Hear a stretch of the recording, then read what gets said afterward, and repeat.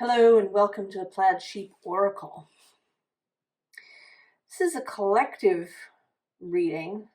It was inspired by this card that came out for me in my personal reading this morning.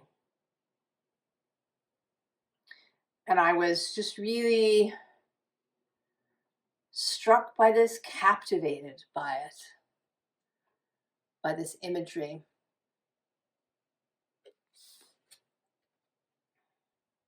Since we are all connected and you are here,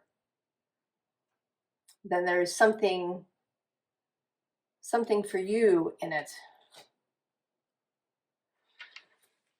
And I mean, there are some differences. One, the reading is made up entirely of oracle card decks. And although I do, tend to read them in kind of the same way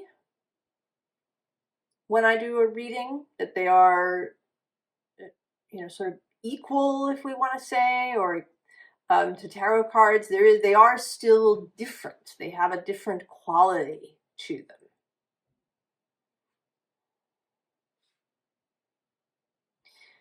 And another thing that happened is,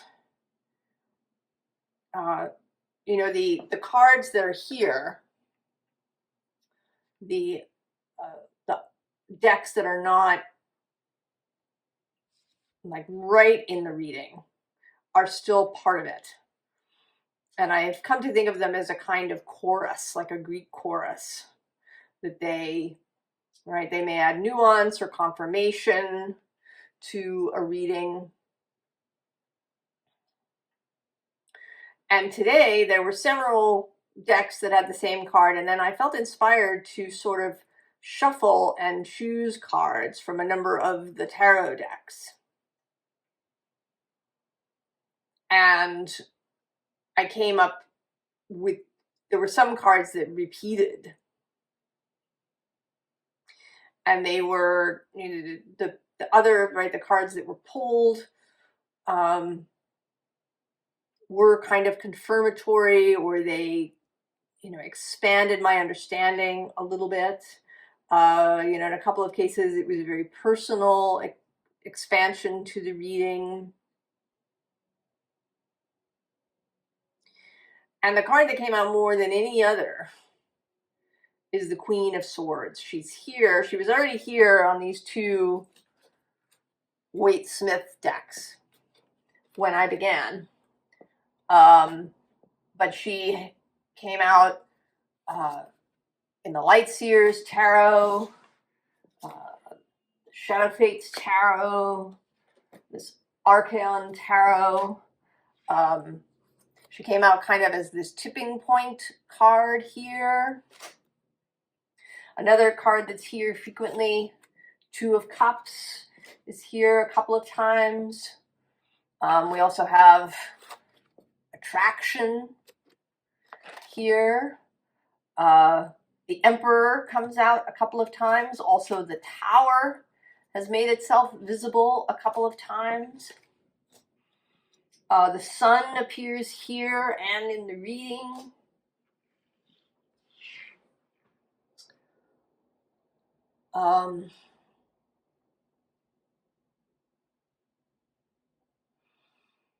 So there is, it's like a strong message of, a real clarity coming in. She's many different things, this Queen of Swords. She's certainly clarity. She's discernment. She's honesty and integrity. Justice, alignment.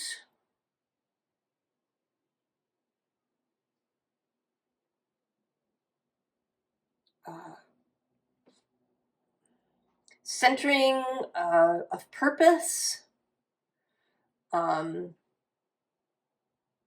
Sharp focus, the ability to focus, to follow through. She's related to harmony,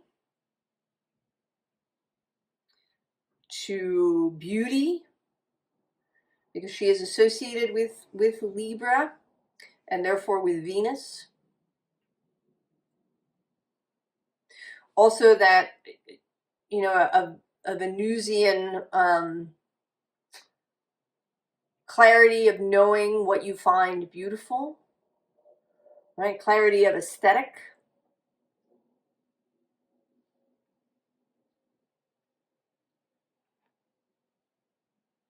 Sincerity.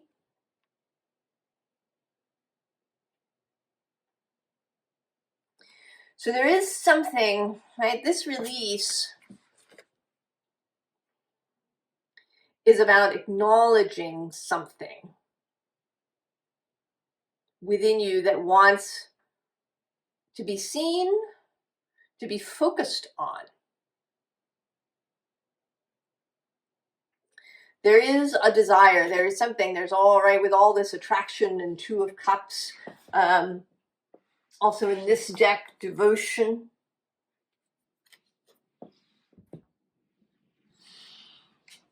And it may be a person, or it may be, you know, a thing, perhaps a profession, or you know, even a place, someplace that you want, that you really want to live.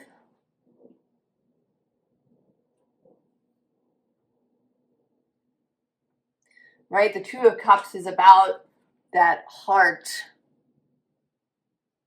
heart-based connection, the thing, person, place that is yours, that is for you, that is your pair,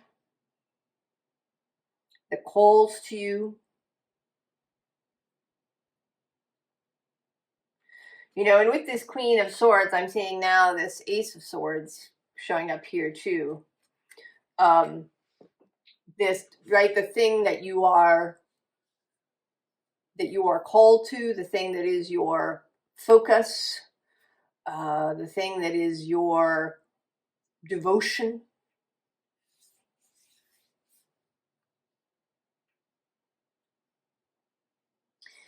And perhaps you've been, I think there's many things. Maybe you've been setting it aside because there's other things that seem more important, that you've been prioritizing differently.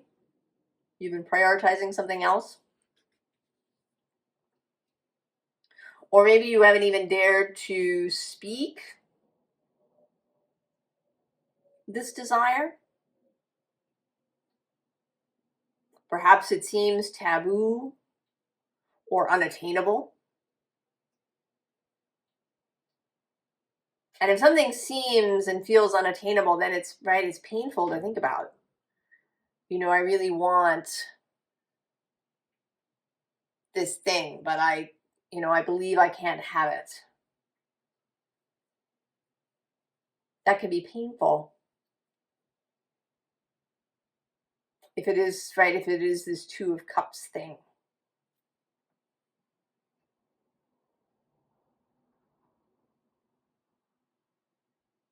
And there's also something about, you know, that this is also a call, it is a release, but it is also giving voice to something and calling out to whatever this Two of Cups thing is.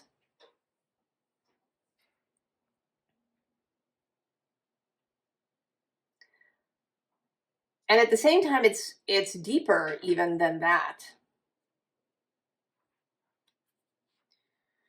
So we have this move with grace. Optimized light, inner and outer forgiveness. And I want to say inner and outer alignment. That your external, so how you, even, you know, how you look, how you appear, the clothes you wear, how you move through the world, the choices you make in, you know, what you buy, the restaurant you frequent, the books you read, all of these things, that they want to be in alignment with the inner self. And that, you know, this forgiveness aspect, maybe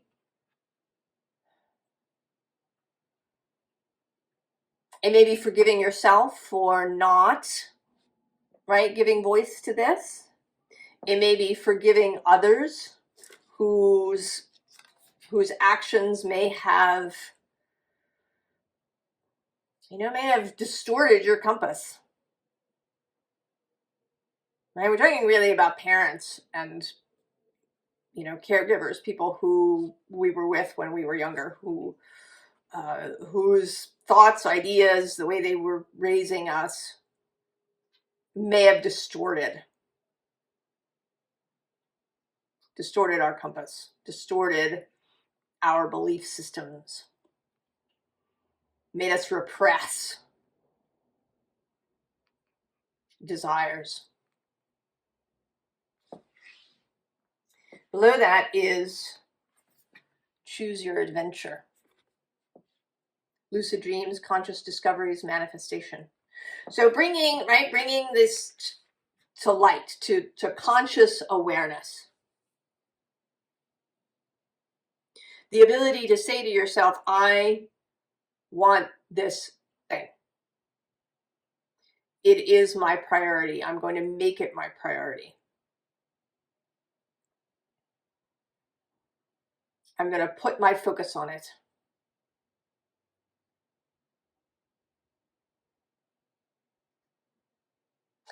The bottom is this pyramid. Amplification, harmonic resonance, cosmic union.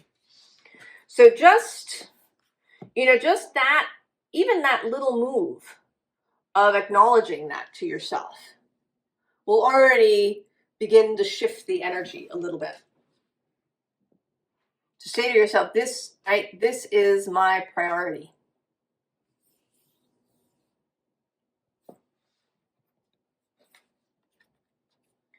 Holy renewal, rebirth, creation, cycles of healing, initiation, right? The move, the first move.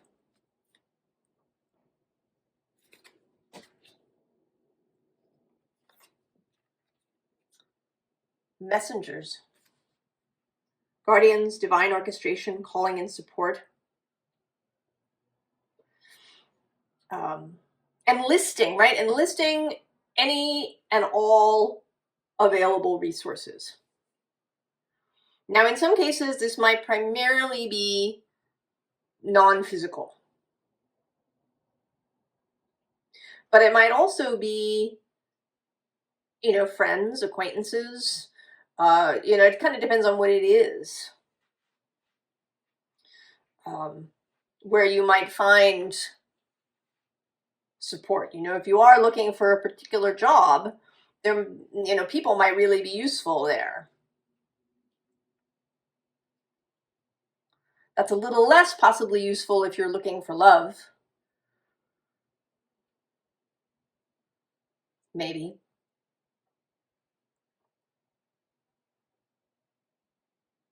So enlisting all possible resources. I mean, it also means, you know, kind of helping yourself in every way that you can. You know, if dressing differently has an effect on how you move through the world, then do it.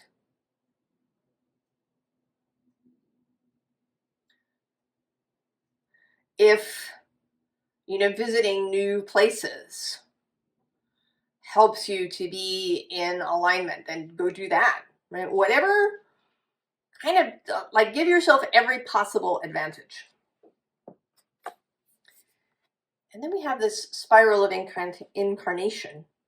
It says past lives, soul blueprint, karmic patterns. But more than that, this card feels like, right, immersion. Right, there's all this water kind of happening here. You know, and here you're immersed, but the, you know, A, there seems to be something in front of your face a little bit. And B, you know, it's this kind of monochromatic or, you know, grayscale, sepia scale imagery. Whereas here you're in this red robe. Right? You've got this rose that you're contemplating. There's a more sensual feeling to this image.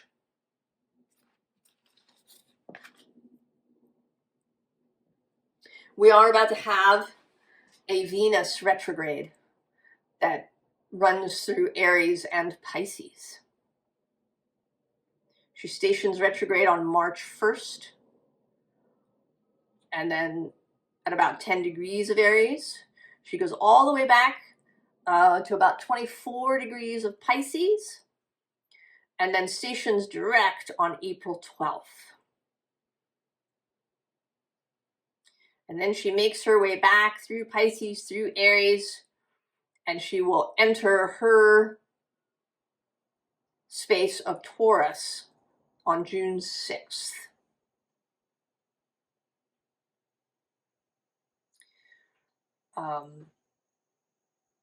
I put out an Aries reading. It came out today, the day that I'm doing this reading. That's about the spring and the importance of the spring, and certainly, and this Venus retrograde happens through there. But for everybody, right? Venus moving through Aries, through this space of passion, through this space of singular focus.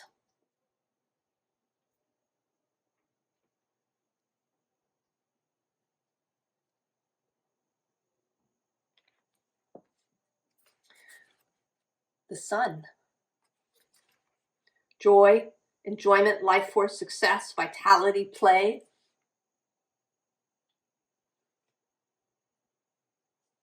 And what's interesting under that is there's this trust the seasons, but it's not really about that. This is about all of these parts like coming together.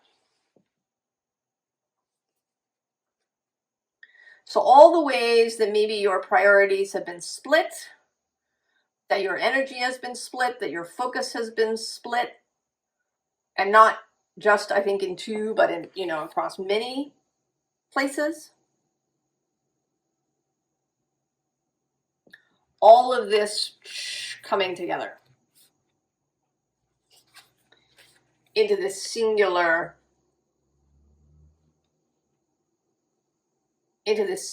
focus, right? This central light.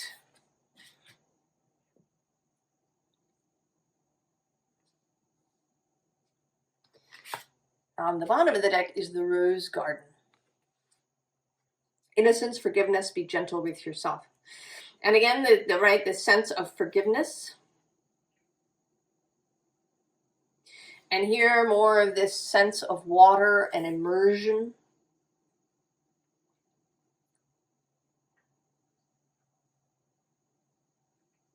A sense of allowing, you know, she seems transported.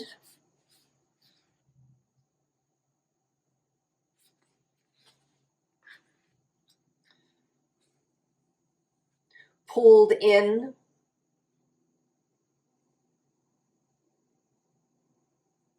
It may be that this seems, you know, selfish to you, or, you know, that it seems like other things will fall by the wayside if you do this. But I want to say that this is not a really long thing. That if you set this priority, if you turn in this direction, if you focus in this way, that we're not talking about months and months.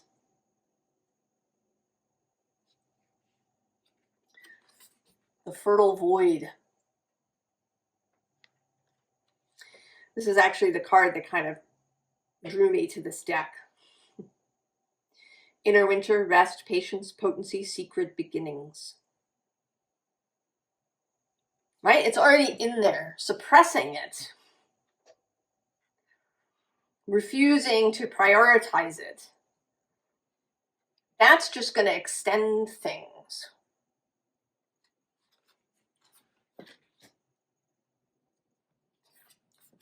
Release the petals. Transformation, death and rebirth, shedding, all change. Right? Release the petals. And I think the primary release is in your own mind, in your own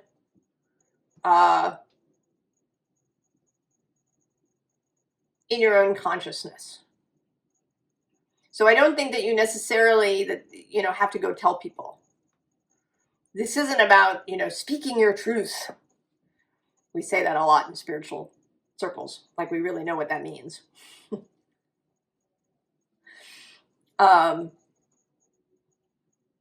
This, right? This isn't about that. It isn't about how you're seen or what anybody else knows or understands. It's not about that. In fact, maybe that's part of what holds you back.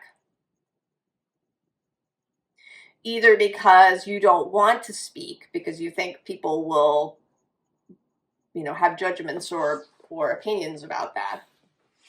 Or it can even be in the other direction. It can be that you feel, that this is some sort of battle that you're a part of, that can feel exciting and virtuous and, you're fighting the man by, prioritizing yourself. But that splits the focus, right? Because you're concerned about what the man is doing, what authority is doing. Who cares? That is not what this is about.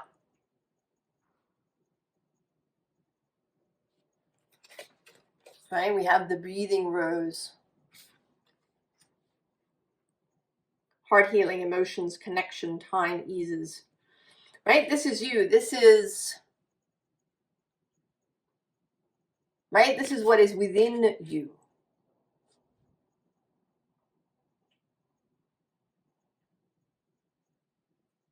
And I think it also has something to do with this idea that's been running through the readings of coming home to yourself.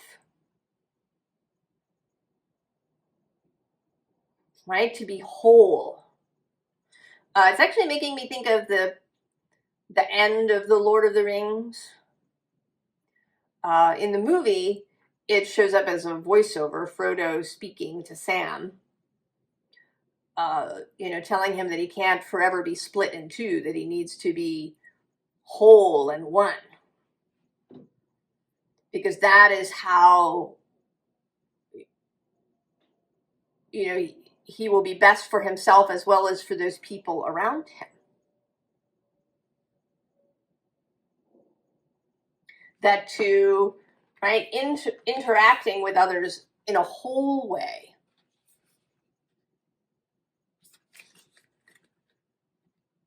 will create much better relationships and can ripple out.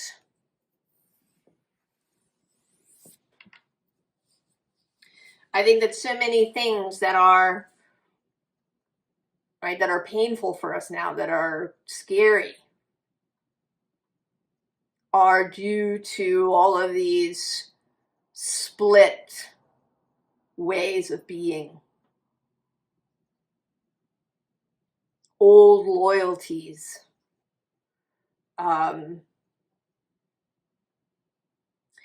Ethics getting confused. What's coming to mind now is there's an Agatha Christie story where an adolescent girl disappears, and Miss Marple manages to get the story out of her best friend, although the best friend is really conflicted. You know, she knows that something bad has happened to her friend, but she promised, right? She promised not to tell her friend's secret, right? And that's a confusion of priorities and even of ethics, right? You know, something bad has happened to her friend. You know, the most important thing there is, right, to get justice for her friend, not to keep that secret, right? The secret doesn't matter anymore. That's a misplaced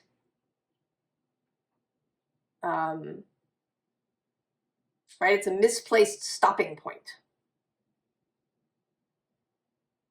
Misplaced loyalties. You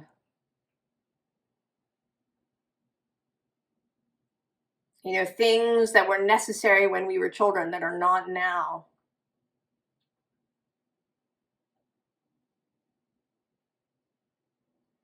You know, ways that we box ourselves in.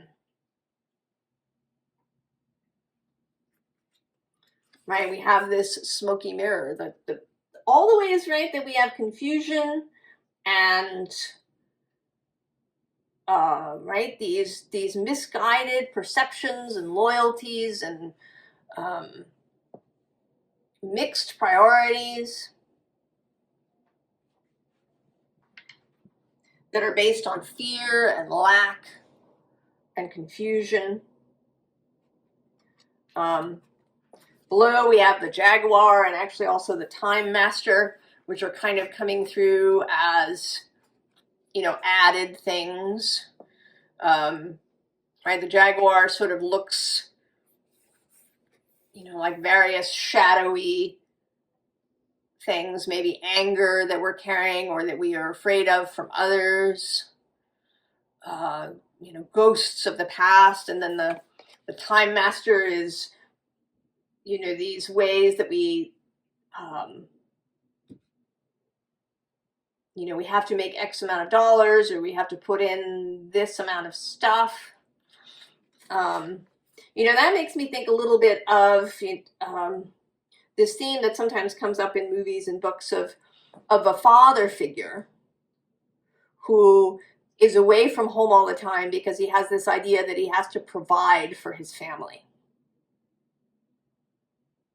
And while it is true, right, you know, the family does need resources and money. Money is not the only thing that needs to be provided. Right? The real thing that needs to be provided is care and attention and love and time spent. So there's a confusion of priorities. There's a Leverage episode where there's a hockey player who is, you know, one head injury away from death, but he's looking, you know, to make a bunch of money for his kid. But his kid just wants him around, right? The money isn't as important. He doesn't need the $1 million, you know, that might come as this, you know, bonus. Won't be nearly as important to the kid as his father's continued presence. But his father is in this space where he can't see that. You have to provide. So we can get into these spaces where we get locked and our priorities are skewed. But the bottom of this deck is lightning. So there's something that may be coming. Another card, right, that we mentioned coming out here is the Tower.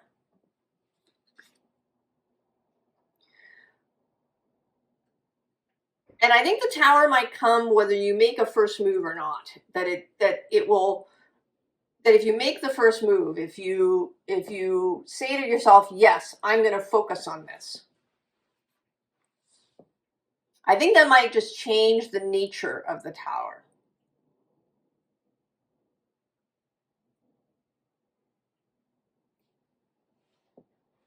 That some changes, major changes on the way.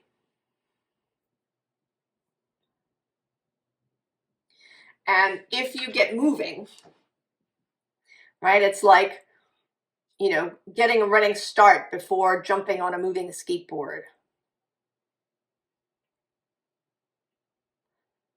That, you know, if you're already moving, it'll be much easier to match speed. And you won't be, you know, you're going to stay on the skateboard because you're already moving.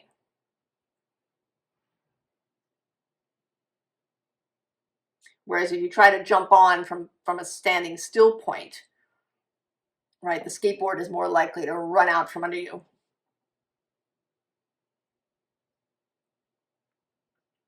So I think that is the difference here. That there is some kind of tower, there is some sort of change that is coming.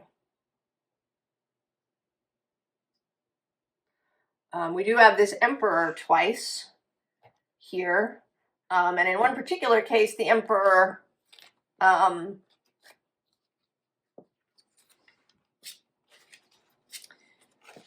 came out, right, looking at the tower. And on the other side, we have this, right, this 10 of Swords ending, this 10 of Wands ending, and this 3 of Swords. So my feeling is that if you, right, if you take control, if you make the choice to, right, to focus on this, to maybe acknowledge that there's going to be change, to embrace it, right, then it's not a tower that's all, you know, difficult things. Or, right, you can choose not to.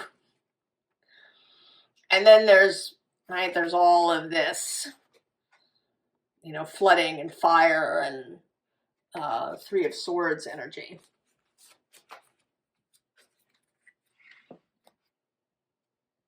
Right, we also actually have this 8 of Cups making herself seen.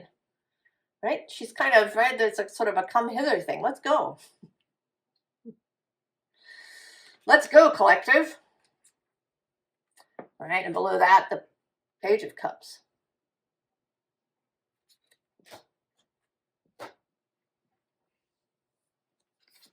So post this lightning, post this, we have the sun.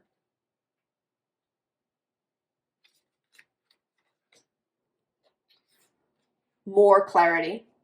I mean, and interestingly, the moon is back here. And that's sort of making me think of the next eclipses we were about to enter. We're sort of in it already, I think. The first is a lunar eclipse on March 14th, the Virgo full moon. And then the Aries new moon, the last Aries eclipse at about 9 to 10 degrees of Aries on March 29th? Yes, March 29th. So the journey.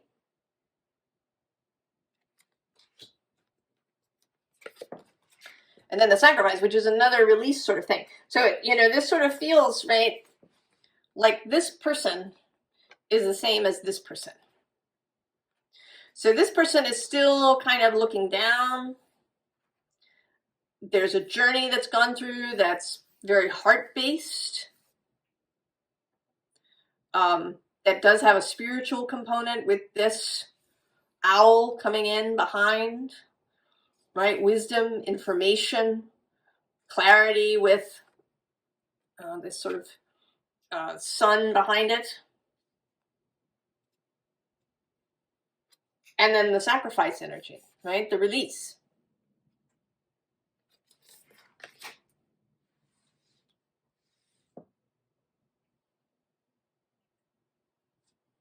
I mean, I'm sort of noticing that both of these cards are 8.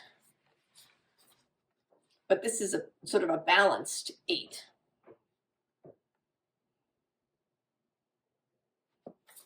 Right, a master number of 44.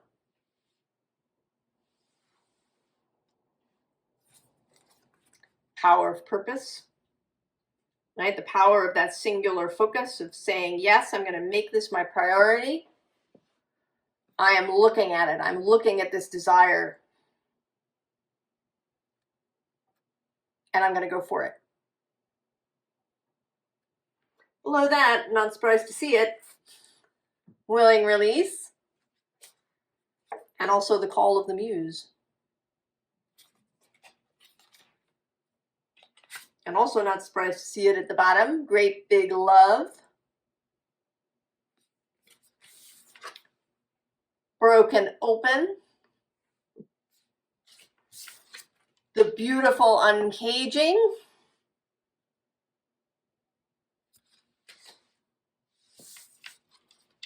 And then the Grand Symphony. The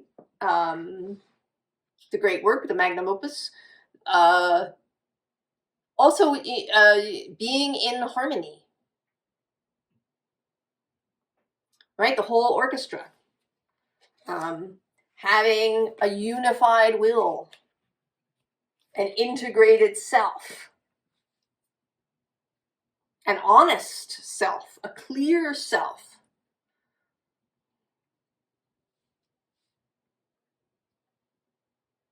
So, advice. I mean, we've had some, but and these cards are almost entirely about the image, right? So here's the egg. And I kind of see this, the bigger figure as your wider self, knowing, right, that you are about to hatch. And kind of standing by to move you.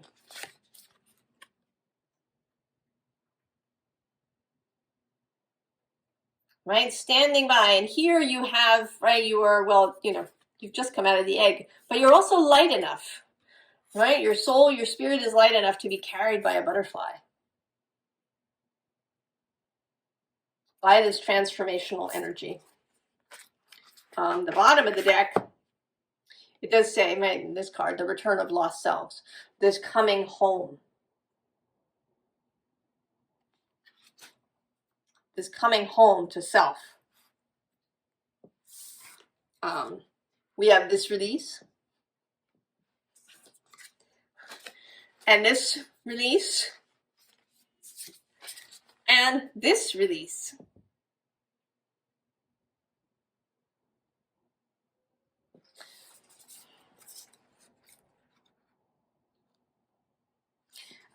It just seems like a triple sort of let it out. See it. Know it. Embrace it. Prioritize it.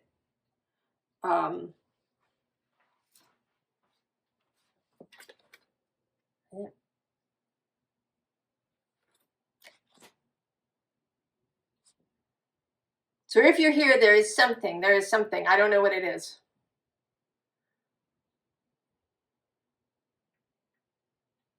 And maybe you've been feeling like there is something that wants to bust out of you. Maybe you've been feeling a lot of energy of frustration or confusion, or, you find yourself being grumpy, bad-tempered, snappish at people.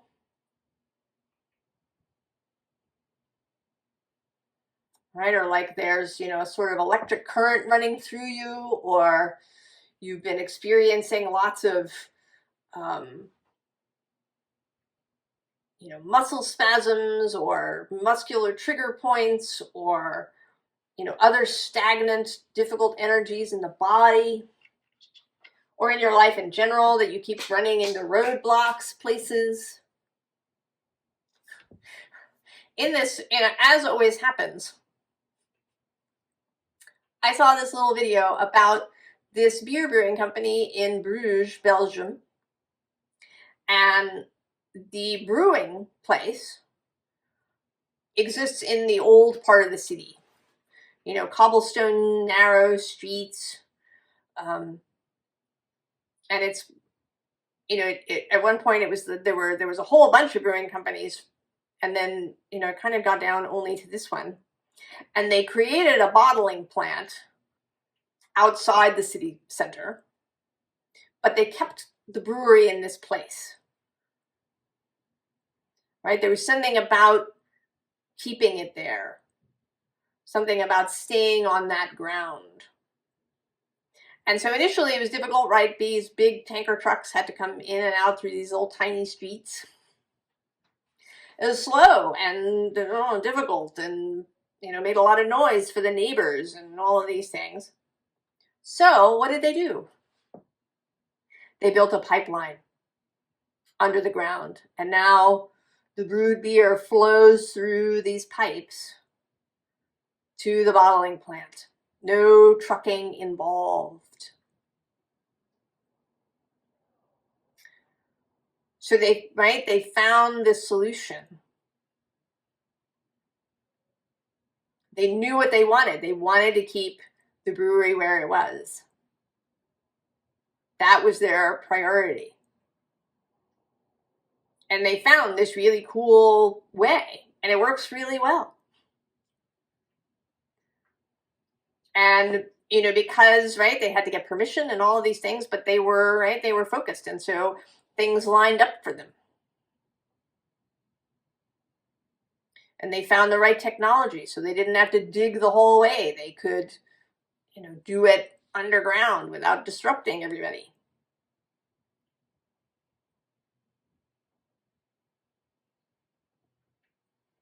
So, but they had to acknowledge that.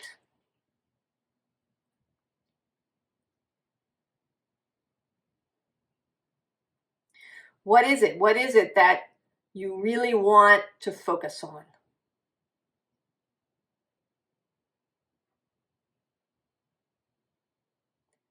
And it does feel like it's sort of something singular.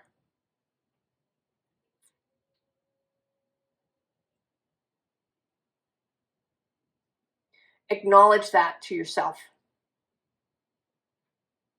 And make it the priority, and right, things will line up when you do that.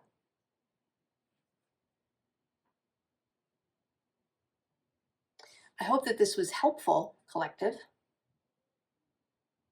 And I wish you the very, very best with this. And do come and tell us what it is in the comments. And I will see you next time. So long.